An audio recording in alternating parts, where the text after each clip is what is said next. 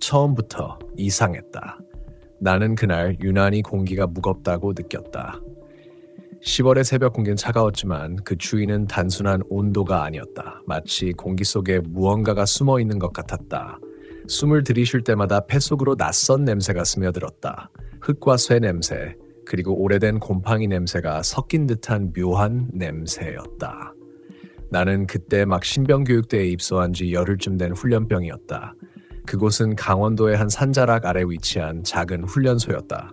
사방이 산으로 둘러싸여 있어서 외부와 완전히 단절된 느낌이었다. 밤이 되면 어딘가에서 짐승의 울음소리가 메아리쳤고 가끔씩 멀리서 사람의 목소리 같은 것이 들리기도 했다. 그런데 어느 날부터인지 내 머릿속에는 이상한 말이 맴돌기 시작했다. 밤에 절대 화장실 뒤쪽으로 가지 마라. 누가 처음 말했는지는 모르겠다. 처음엔 그냥 신병들끼리 돌려 말하는 농담인 줄 알았다. 그런데 이상하게도 그 말엔 묘한 진심이 느껴졌다. 밤마다 화장실 뒤쪽에서는 누군가가 흙을 긁는 소리가 났다. 처음엔 고양이겠거니 했다. 그런데 그 소리가 너무 일정했다. 밤 2시쯤 되면 정확히 3번 사각 사각 사각, 그리고 잠시 정적. 그 후엔 누군가 천천히 발을 끄는 소리가 들렸다. 나는 그 소리를 처음 들은 날 몸이 얼어붙었다. 이불을 머리까지 덮었지만 귀는 막히지 않았다. 귀 속 깊은 곳에서 그 사각 소리가 계속 울렸다. 다음 날 나와 같은 내무실에 있던 정은병이 내게 물었다. 야, 어제 너도 들었냐? 나는 대답하지 못했다. 그의 얼굴이 창백했다. 그리고 나보다 먼저 입소한 조교가 말했다. 그거 신병 때부터 다들 듣는 거래. 신경 쓰지 마. 그 말투가 너무 무심해서 더 이상 물을 수가 없었다. 하지만 이상한 건 조교의 눈동자가 미세하게 흔들렸다는 거였다. 며칠 뒤 야간 근무를 서게 됐다. 2시부터 4시까지 화장실 근처 초소였다. 밤 공기는 유난히 습했고 멀리서 개구리 울음이 간헐적으로 들렸다. 나는 손전등을 들고 순찰을 돌았다. 그런데 그때였다. 화장실 뒤쪽 어둠 속에서 흙을 긁는 소리가 났다. 사각, 사각, 사각. 정확히 3번. 그 후 무거운 발자국 소리. 발끝이 아니라 맨발로 흙을 밟는 소리였다. 순간 내 몸이 반응했다. 숨이 막히고 심장이 목까지 치올랐다. 손전등을 비추려는데 손이 덜덜 떨려서 제대로 켜지지 않았다. 그런데 그때 어둠 속에서 희미하게 하얀 실루엣 하나가 움직였다. 처음엔 사람인 줄 알았다. 그런데 걸음걸이가 이상했다. 무릎이 꺾이지 않고 그대로 미끄러지듯 움직였다. 손전등 불빛이 닿는 순간 그 형체는 순식간에 사라졌다. 불빛이 닿는 그 자리엔 누군가의 발자국이 남아있었다. 맨발, 작은 발자국. 그리고 그 옆엔 조그만 손자국이 찍혀 있었다. 그날 새벽 나는 거의 울기 직전이었다. 초소를 뛰쳐나가면 군기 위반이고 그렇다고 거기 그대로 서 있자니 숨이 막혔다. 그때 내 귀에 들린 건 훈련병, 거기서 뭐하나? 뒤에서 들린 조교의 목소리였다. 나는 돌아보며 외쳤다. 뒤에 뭐가 있습니다. 누가 있습니다. 그런데 조교는 담배를 피며 말했다. 뒤에 거기 아무도 없어. 거긴 원래... 말을 끝내지 않았다. 그의 시선이 화장실 뒤쪽을 향했다. 담배 연기 사이로 그의 얼굴이 흙빛으로 변했다. 그날 이후 나는 밤만 되면 그 소리를 들었다. 사각, 사각, 사각. 그리고 그 소리는 점점 가까워졌다.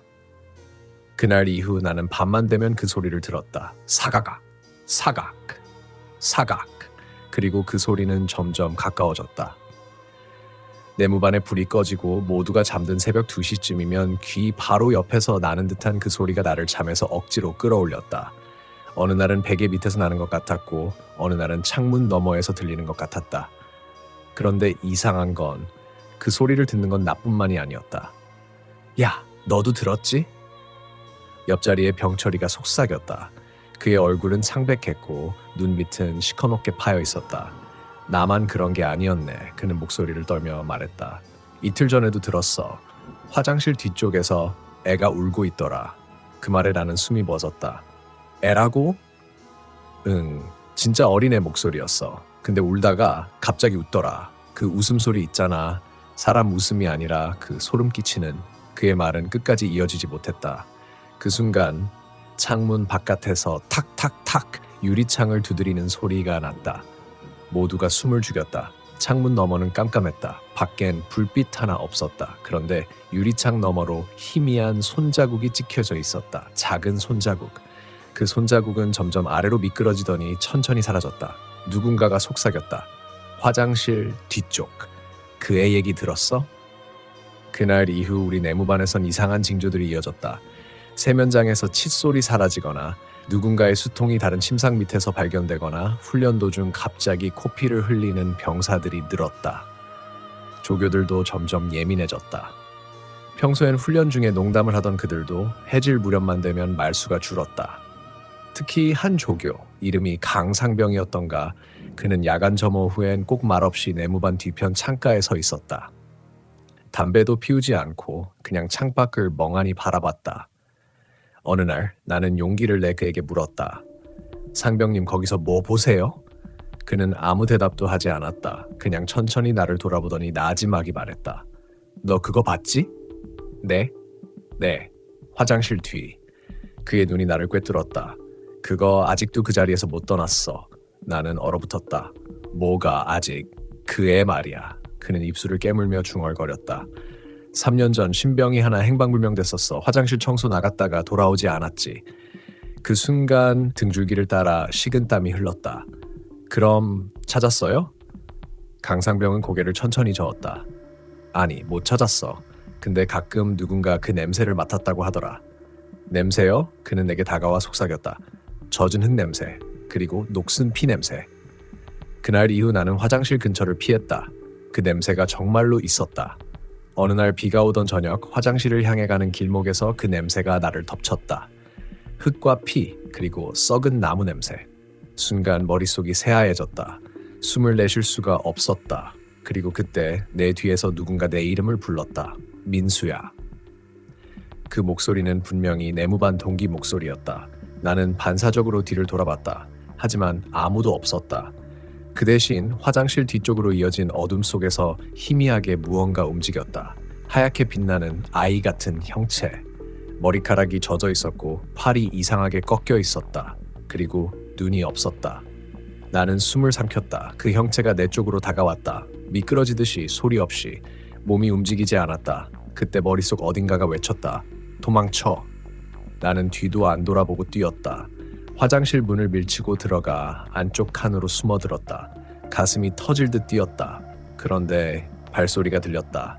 사각, 사각, 삭. 내가 숨죽이고 있는 바로 바깥에서. 나는 손으로 입을 막았다. 눈물이 터질 것 같았다. 민수야. 그 목소리가 다시 들렸다. 이번엔 분명히 바로 옆 칸에서. 그리고 누군가 천천히 칸막이 밑으로 손을 밀어넣었다. 하얀 손, 작고 마디가 이상하게 꺾인 손. 그 손끝이 내 군화끈을 건드렸다. 그 순간 나는 비명을 질렀다. 문을 걷어차고 밖으로 뛰쳐나왔다. 뒤도 돌아보지 않고 내무반까지 미친 듯이 달렸다. 내무반 문을 열자 모두가 나를 바라봤다. 그들은 놀란 표정으로 물었다. 야, 왜 그래? 무슨 일이야? 나는 말을 잇지 못했다. 입안이 바짝 말라서 아무 소리도 나오지 않았다. 그때 한 병사가 말했다. 야, 너 다리에 피난다. 나는 아래를 내려다봤다. 군복 바짓단에 검붉은 자국이 번져 있었다. 그 피는 내 것이 아니었다. 작은 손자국이 찍혀 있었다. 그날 이후 나는 거의 잠을 자지 못했다. 눈을 감으면 그 손이 생각났다. 하얗고 젖은 작은 손. 군화끈을 잡고 놓지 않던 그 감촉이 아직도 발등 위에서 살아 움직이는 것 같았다. 그날 밤 이후 내무반의 분위기는 완전히 변했다. 누구도 그 일에 대해 말하지 않았다. 하지만 모두 알고 있었다. 무언가가 우리를 보고 있다는 걸.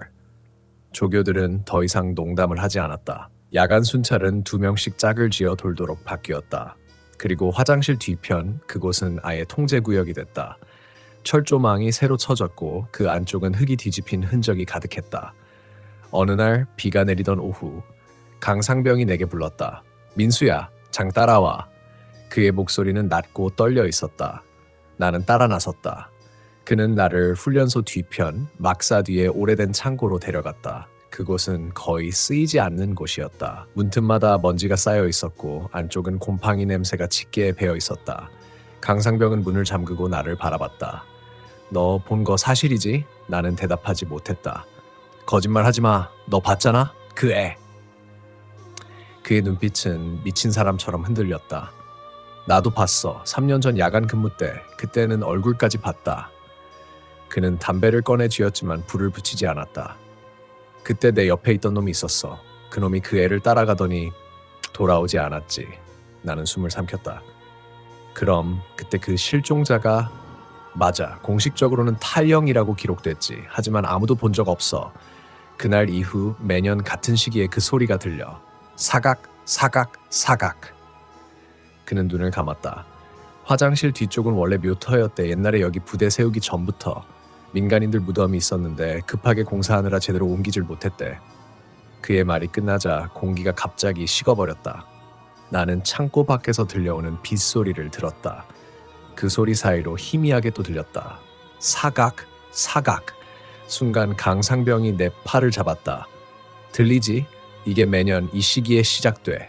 비 오는 날 밤이면 흙이 젖으니까 그 애가 또 파고 나오는 거야. 그는 절망에 찬 목소리로 말했다. 처음엔 손만 나왔대. 그리고 그 다음엔 머리가. 이젠 몸 전체가 나오는 것 같아. 나는 믿을 수 없었다. 하지만 그때 내 코끝에 스쳤던 그 냄새, 젖은 흙, 피, 그리고 곰팡이 냄새가 모든 걸 설명해주고 있었다. 그날 밤 나는 다시 그 소리를 들었다. 하지만 이번엔 화장실 뒤가 아니라 내무반 안에서였다. 사각, 사각, 사각. 이불 속에서 들려왔다. 나는 몸을 굳힌 채 이불을 천천히 들춰봤다. 그리고 그 밑에서 본 건 작은 발자국 3개. 흙으로 찍힌 듯한 축축한 발자국. 그건 내 침상 위로 이어져 있었다. 그 순간 머리맡의 창문이 딱 하고 울렸다. 누군가 두드리고 있었다. 작고 일정한 리듬으로. 탁! 탁! 나는 벌떡 일어났다. 밖은 칠흑 같은 어둠. 하지만 창문 유리에 무언가가 붙어 있었다. 희미하게 보이는 작은 얼굴이고 피로 번진 눈자국. 나는 본능적으로 외쳤다. 강상병님. 내무반 문이 열리며 그가 뛰어들어왔다. 그 순간 창문에 붙어있던 얼굴은 사라졌다. 하지만 유리에는 그대로 손자국이 남아있었다. 피와 진흙이 뒤섞인 어린아이 손자국. 강상병은 숨을 몰아쉬며 말했다. 됐다. 이제 완전히 시작된 거야. 그의 목소리는 절망으로 젖어 있었다. 이제 누군가 또 데려갈 거야. 그날 이후 훈련소 안은 이상할 정도로 조용해졌다. 누구도 웃지 않았고 교관들은 이유도 말하지 않은 채 전 병력을 일찍 재웠다. 그날 밤 조용히 자라고 했지만 잠들 수 있는 사람은 아무도 없었다. 새벽 2시 어김없이 그 소리가 들렸다. 사각, 사각, 사각. 하지만 이번엔 다른 게 하나 있었다. 소리가 한 번 더 이어졌다. 사각, 사각, 사각, 사각. 4번이었다. 처음이었다. 그 순간 내무반 문이 천천히 열렸다. 문을 여는 사람은 없었다. 그냥 스스로 열렸다. 문틈 사이로 차가운 공기가 흘러들었다. 그리고 그 안으로 젖은 발자국 하나가 들어왔다. 나는 이성을 잃었다. 다리를 움직이려 했지만 몸이 마치 다른 사람의 것이 된 것처럼 말을 듣지 않았다. 발자국은 하나, 둘, 침상 사이를 지나 내 쪽으로 다가왔다. 그때 강상병이 침상 밑에서 무엇인가를 꺼냈다. 작은 헬멧. 녹슨 태극마크가 희미하게 남아있었다. 그가 말했다. 이게 그 애거야. 찾아줬어야 했는데 우린 그냥 덮었어. 그 순간 발자국이 멈췄다. 내무반 안이 정적에 잠겼다. 그리고 공기가 바뀌었다. 마치 누군가가 울고 있는 듯한 가느다란 숨소리가 들렸다. 그 소리는 잠시 멈추더니 조용히 말했다. 돌려줘, 돌려줘. 그 목소리는 분명히 어린아이의 목소리였다. 하지만 울음과 분노 그리고 깊은 슬픔이 뒤섞여 있었다. 그 소리는 공기 중에 머물렀다. 눈에 보이지 않는데 확실히 존재하는 누군가의 숨결이 느껴졌다. 강상병은 헬멧을 두 손으로 꼭 쥐었다. 그의 손끝이 파르르 떨렸다. 그래, 미안하다.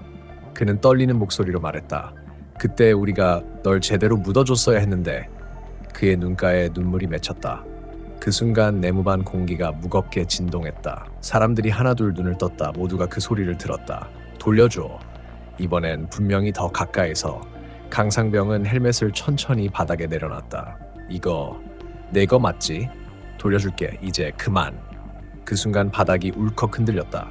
그 아래에서 무언가가 꿈틀거렸다. 누군가? 아니, 무언가가 땅을 파헤치며 올라오고 있었다. 뒤로 물러서. 강상병이 소리쳤다. 하지만 아무도 움직일 수 없었다. 모두 얼어붙은 채 그 바닥을 바라보고 있었다. 침상 사이의 틈에서 진흙에 뒤덮인 작은 손이 천천히 나왔다. 그리고 그 손이 헬멧을 잡았다. 그 손이 헬멧을 끌어당길 때 그 안에서 흙물이 뚝 떨어졌다. 나는 온몸이 떨렸다. 눈을 돌리고 싶었지만 시선을 뗄 수가 없었다. 그 손이 헬멧을 품에 앉아 갑자기 공기 중의 냄새가 바뀌었다. 썩은 냄새 대신 어디선가 맡아본 듯한 비누 냄새가 났다. 군에서 지급하는 싸구려 하얀 세안 비누 냄새. 그때 그의 훈련이었다고 했지? 내가 겨우 물었다. 강상병이 고개를 끄덕였다. 맞아. 첫날 화장실 청소를 맡았대. 밤 물탱크 쪽에 이상이 생겨서 직접 고치러 갔다가 그대로 빠졌다고 하더라. 그의 목소리가 떨렸다. 아무도 책임지지 않았어. 자살로 처리됐지. 그게 제일 쉬웠거든. 순간 헬멧을 잡고 있던 그 손이 천천히 사라졌다. 그와 함께 공기 중의 냄새도 냉기와 함께 사라졌다. 그리고 아주 작고 조용한 목소리가 들렸다. 고마워요. 바닥에 진흙이 천천히 가라앉았다. 그리고 그 위에 작은 은색 명찰 하나가 남아 있었다.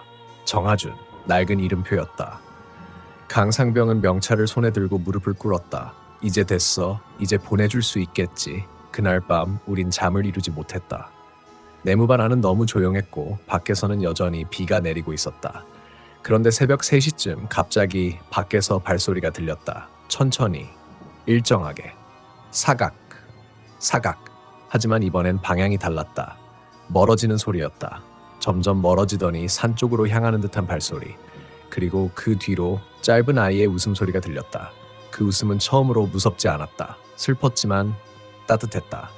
다음날 아침 기상나팔이 울릴 때까지 아무도 입을 열지 않았다. 모두가 그 일을 꿈이라 생각하려 했었다. 하지만 바닥엔 여전히 그 작은 발자국이 남아 있었다. 마치 누군가의 마지막 인사처럼. 며칠 뒤 부대는 갑자기 한쪽 구역을 폐쇄했다. 화장실 뒤편 그 자리를 완전히 파헤쳤다. 그리고 정말로 작은 유골이 나왔다. 손가락뼈, 그리고 녹슨 명찰 하나, 정하준 훈련병. 부대는 아무 말도 하지 않았다. 사단에선 정비 중 발견된 오래된 유해라고만 발표했다. 하지만 우리 내무반 사람들은 알고 있었다. 그 아이가 돌아갔다는 걸. 며칠 뒤 강상병은 나에게 종이 한 장을 건넸다. 그건 하준이의 명찰 사진이었다. 그는 말했다. 너는 잊지 마라. 이 일은 우리가 만든 거니까. 그는 이후 전출을 갔다. 그날 이후로 다시 보지 못했다. 단지 소문만 들었다. 그가 전출 간 부대에서도 한밤중에 사각학 소리가 들렸다고. 그날 이후 나는 세상에 전설이라는 말이 왜 존재하는지 알게 됐다. 전설은 누군가의 기억이자 죄의식이다. 누군가 잊히지 못한 채 남아있는 살아있는 사람들의 침묵이 만들어낸 그림자. 지금도 가끔 비 오는 밤이면 그 냄새가 스친다. 흙, 비누, 그리고 피 냄새. 그러면 나는 손을 모아 조용히 속삭인다. 하준아, 이제 푹 쉬어. 그리고 이상하게도 그날 이후부터는 그 소리가 완전히 사라졌다. 사각, 사각, 사각. 이젠 더 이상 아무 데서도 들리지 않는다. 하지만 아직도 새벽에 눈을 뜨면 창문 유리에 손자국이 하나 찍혀 있을 때가 있다. 작고 깨끗한 손자국. 마치 누군가가 다녀갔다는 듯이. 제대를 하고 나서 몇 달이 흘렀다. 나는 그 부대를 떠난 뒤로 단 한 번도 돌아보지 않았다. 하지만 이상하게도 그곳의 냄새, 비 오는 날의 냉기, 그리고 그 발소리는 쉽게 잊히지 않았다. 가끔 잠결에 그 소리가 들리는 것 같았다. 사각, 사각. 이불 속에서 숨을 죽이고 귀를 기울이면 어느새 아무 소리도 없었지만 그 여운이 심장을 쿡 찔렀다. 제대 후 나는 서울에서 살았다. 평범한 일상을 보내며 그 일을 군대에서 흔히 있는 이상한 사건쯤으로 합리화하려고 했다. 그렇게 몇 년이 지났다. 그러던 어느 날 우연히 뉴스를 봤다. 사단 부대 부지 이전 결정, 노후시설 정비 및 재건축 예정. 자막 아래에는 낡은 막사 사진이 잠깐 지나갔다. 그리고 그 옆에 내가 있던 내무반 건물의 실루엣이 보였다. 순간 심장이 쿵 내려앉았다. 나는 이상한 충동에 휩싸였다. 다시 한번 가보고 싶다. 며칠 뒤 나는 직접 그 부대로 향했다. 이젠 민간인 출입이 가능할 정도로 부대 대부분이 폐쇄되어 있었다. 입구에 서 있던 노인이 말했다. 여기 곧 다 부순다더라. 안쪽은 위험하니까 오래 있지 마요. 나는 고개를 끄덕이고 천천히 걸어들어갔다. 부대는 폐허나 다름없었다. 녹슨 철문, 깨진 유리, 그리고 바람에 흔들리는 깃대만 남아있었다. 내가 있던 내무반은 이미 지붕이 반쯤 무너져 있었다. 안으로 들어가자 곰팡이 냄새와 흙 냄새가 섞여 올라왔다. 그리고 그 한가운데 아직도 남아있는 침상 자리가 있었다. 그 위에는 낡은 철제 헬멧 하나가 놓여 있었다. 먼지에 덮여 있었지만 형태만큼은 그때 그 헬멧과 똑같았다. 나는 조심스럽게 손을 얹었다. 그리고 속삭였다. 오랜만이다, 하준아. 그 순간 아주 희미하게 바람이 스쳤다. 그리고 귀끝에 들려왔다. 고마워요. 나는 웃었다. 눈물이 저절로 흘렀다. 아니야, 우리가 미안하지. 바닥을 내려다보니 먼지 사이로 작은 발자국이 희미하게 찍혀 있었다. 어린아이의 크기였다. 그 발자국은 문 쪽으로 이어졌다. 그리고 그 끝에는 바람에 흔들리는 작은 비누 조각 하나가 있었다. 군에서 썼던 그 싸구려 하얀 새한 비누. 나는 그것을 조심스럽게 주워 손에 쥐었다. 그리고 눈을 감았다. 비누에서 희미한 향이 났다. 그 향은 이상하게도 따뜻했다. 그날 이후로 그 발소리는 완전히 사라졌다. 하지만 그 일을 잊은 적은 없다. 가끔 누군가 군대에서 귀신 본 적 있냐고 물으면 나는 웃으며 말한다. 봤지. 근데 무섭진 않았어. 그냥 슬펐어. 사람들은 웃으며 대수롭지 않게 넘기지만 나는 안다. 그건 단순한 귀신 이야기가 아니었다는 걸. 누군가의 억울함, 누군가의 죄책감, 그리고 잊지 않으려는 마음이 만든 우리 모두의 그림자였다. 그 후로 나는 비 오는 날마다 창문을 닦는 습관이 생겼다. 왠지 모르게 그 손자국이 남아있을까봐. 어느 날은 정말로 창문에 희미한 손자국이 찍혀 있었다. 깨끗하고 작고 마치 다녀갔다는 듯한 자국. 나는 그 손자국을 보고 웃었다. 그리고 조용히 중얼거렸다. 그래, 하준아. 이제 진짜 잘 가. 그날 이후 창문에는 더 이상 아무것도 남지 않았다. 사람들은 귀신이 무섭다고 말합니다. 하지만 정말 무서운 건 귀신이 아니라 우리 잊은 이야기들입니다. 그 아이는 단지 자신의 이름을 찾아달라고 돌아왔던 것뿐이었죠. 여러분 곁에도 누군가의 기억되지 못한 이야기가 숨어 있을지도 모릅니다.